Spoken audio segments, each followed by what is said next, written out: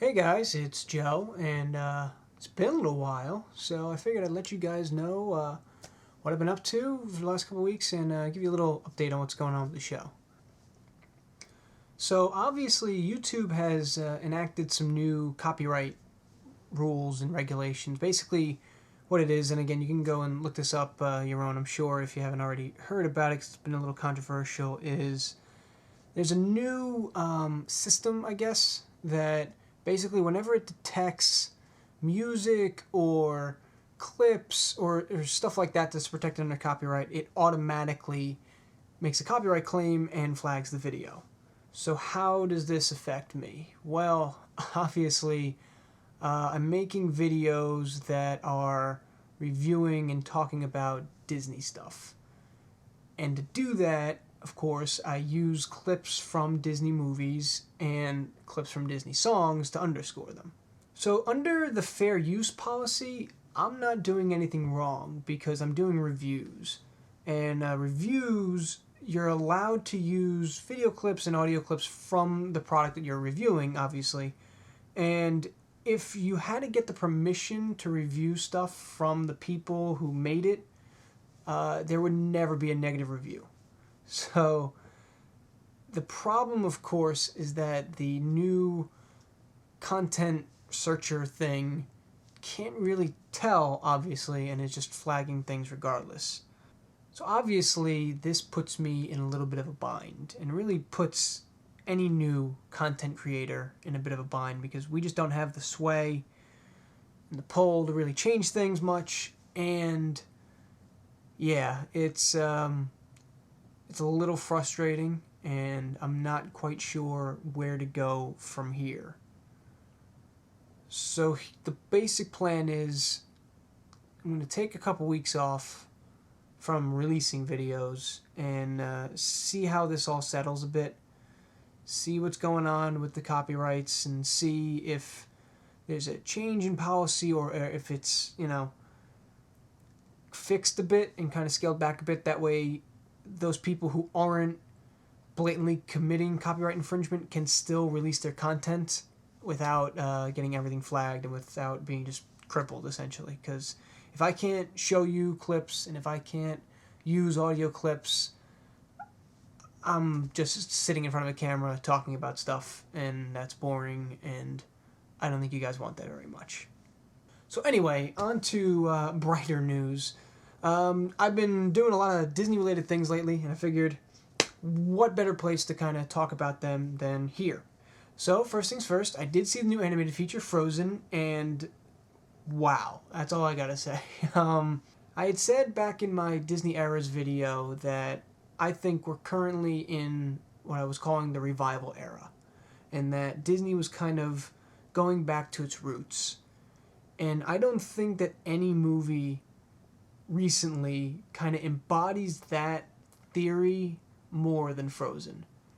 I mean, when you watch this movie, it's just the epitome of a Disney animated classic. I mean, it's a fairy tale. The animation is beautiful. The songs are just incredible. The music in Frozen is just incredible. I loved the music. I thought that Kristen Bell surprised me to no end. I did not think that she was that good a singer, and she was incredible. Idina Menzel knocks it out of the park. The songs in the movie, I thought, were some of the better songs that Disney's had in their movies in a long time. There's three that come to mind right off the top of my head that I think were incredible. And Let It Go, if you haven't heard yet, it's on Disney's YouTube channel. It's been nominated for Golden Globe already. It'll be nominated for an Academy Award. There's no doubt in my mind. And, I mean, for my money, I think it should win. I think that song fits perfectly into the canon of your classic Disney songs. I think that it'll be one of those timeless classics. And Christoph Beck, who did the scoring, you might recognize the name from Paperman, the short last year. He's also incredible. I thought that the soundtrack, just as a whole, the scoring, the music, everything was spot on and enjoyable in every way, shape, and form. And I mean, it was funny. It was dramatic. I don't want to give much away. There is a twist in there at some point, as has been kind of the norm recently with Disney movies, which I don't mind so much. But definitely, if you are a fan of Disney animation, if you're a fan of the classic Disney Renaissance movies, things like Beauty and the Beast, The Lion King, and Aladdin, I think that you're going to enjoy this one a lot. I can't recommend it any more than I'm recommending it now. If you haven't seen it yet, go see it. It's just great from beginning to end, and you will enjoy it thoroughly. The short in front of it, Get a Horse, is awesome. It's classic Mickey Mouse, so hard to go wrong with him. And the coolest part that I thought about it, and this isn't giving anything away, is that the voice of Mickey Mouse is actually Walt Disney. It was all used using archival footage, and I just think it's really cool that in 2013, Walt Disney can get a credit for a short film. So that's just me. That's my Disney nerd moment, but what can you do? Also, I just came back from DisneyWorld a few days ago. I was out there for a little less than a week. I was there for other reasons, actually. I was there for a convention, so at night I would go to the parks. And so I only got to go to Epcot and Magic Kingdom, but this time of year is just awesome to be around the parks. I mean, they're decorated wonderfully. There's Christmas stuff everywhere, obviously. Christmas music is playing throughout the parks. Trees, and just it takes what is always kind of like a magical atmosphere being around the parks, and it ramps it up just a little notch. So it is, if you've never been during this time, I definitely recommend that you go during this time if you're a fan of Disney and a fan of the holidays, because what better place can you spend the holidays than Disney? Let's be honest. So yeah, Epcot. So Anna and Elsa, the characters from Frozen, are now meetable characters, and they're in the Norway area. If you really want to go see them, I recommend you find out where they are early and get there as quick as you can, because that line gets long fast, and they are not there for as long as the line is there. And yeah, I approve of them, but if you want to go see them, you definitely got to go early. I went on the new and improved test track. Thought it was very cool. I thought I got kind of like a Tron feel from it. There's no more video in the front, so it's all revamped and all kind of modernized and into the future. You can build your own car, and basically you run tests throughout the test track, to see how well it holds up. And the whole making the car system, yeah, I did it quickly, and I don't think I got the full kind of point of it or the full experience of it. So it's hard for me to kind of report on it, because I just kind of hit button, boom, car. I'm sure there's more ways to customize it than that. I'm just not smart enough to figure it out yet, and I didn't go on enough times.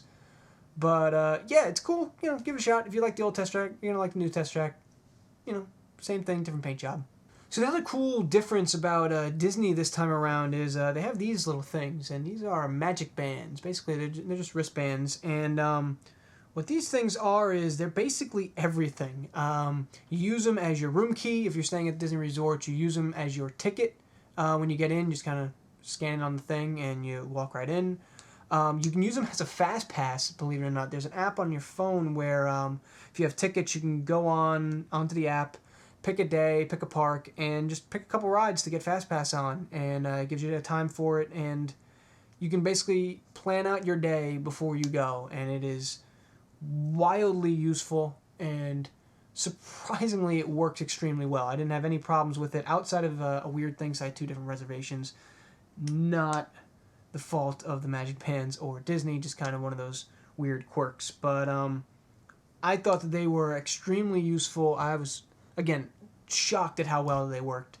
Definitely is something that Disney, they said that they're still in kind of a trial for it, but it certainly seemed a lot more than a trial when I was there. Definitely, they're enacted now almost fully. You can still use the paper ones for tickets, but yeah, I wouldn't be shocked if a year from now they're like fully Magic Band accessible. So, and the other cool thing that I did while I was out there, and the last thing I kind of want to talk about today, is I went to Mickey's Very Merry Christmas Party, and wow, again, like I said, if you've never been to Disney around the holiday times, I recommend you go. And if you're a Disney fan and you've never been to Very Merry Christmas, you need to go as soon as possible, because it is awesome. Some of the events that are there, they change the Jungle Cruise into the Jingle Cruise. Really, it's the same thing. Only you use they use Christmas related jokes as opposed to your normal kind of bad humor as you go along. Again, if you want to skip it, you're not really missing too much. I enjoy the Jungle Cruise, so I went on it, and it is what it is. There are free cookies and cocoa throughout the park. Yeah, there's snickerdoodle cookies and very good hot chocolate, and it is. I was amazed at how quickly you can get it because they had a bunch of different places, bunch of different lines. Kind of like walk in, show your band, and you get 2 cookies and cocoa, and you can just do that throughout the night. I ate myself stupid with how many cookies I had and cocoa and enjoyed them thoroughly every single time. You can probably eat your weight in the ticket price just from the cookies and cocoa, so that was pretty cool. And as for the actual events, there's a show in front of Cinderella's castle. It's a cute show. Definitely go see it. The show has your favorites. It has Mickey and Minnie and Donald, Goofy, Chip and Dale, kind of doing musical numbers and Christmas songs and all that good stuff. Yeah, go see it. It's definitely worth watching at least. Then there's the parade, which is very cool. If you are going to see it, they run it twice a night.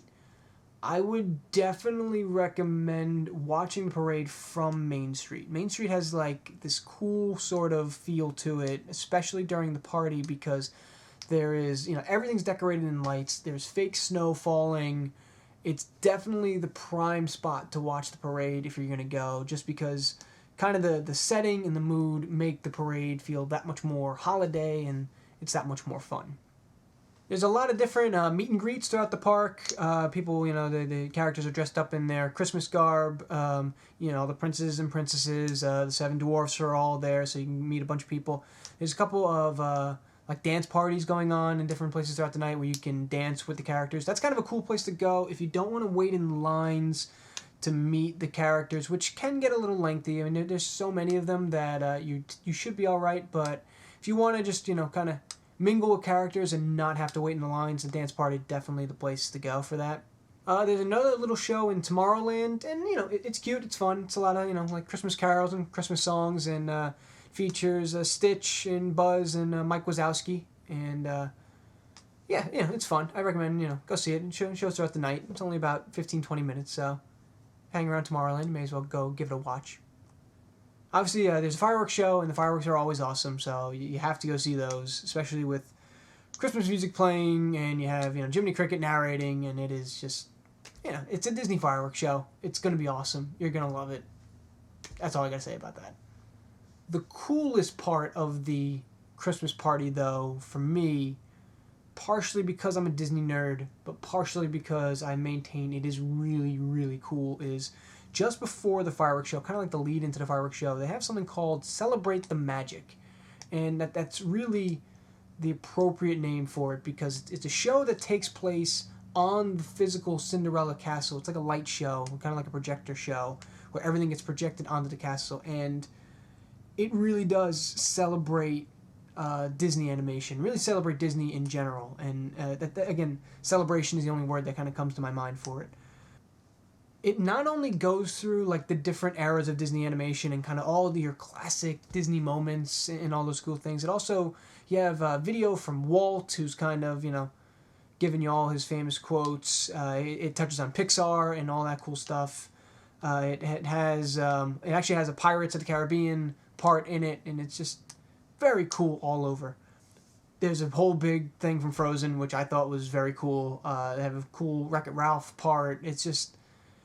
It's hard for me to really describe it. You almost have to just go see it. If you're going to ever go to the party, hopefully they still do this, and I just recommend going to see it. Again, especially if you are a fan of Disney, if you're a big fan of the Disney movies, it's like a must-watch. It really is. It's a magical show, and it sounds cheesy, but that's really the only way I can accurately describe it.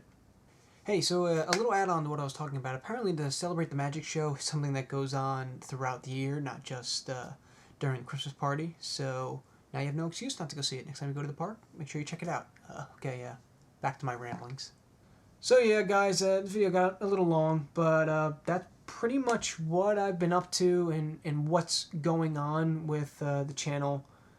Hopefully things kind of get sorted out and get settled soon, and I can go back to releasing videos every week without the fear that they might get immediately flagged and taken down. So I'll try to keep you guys posted on all that as best I can.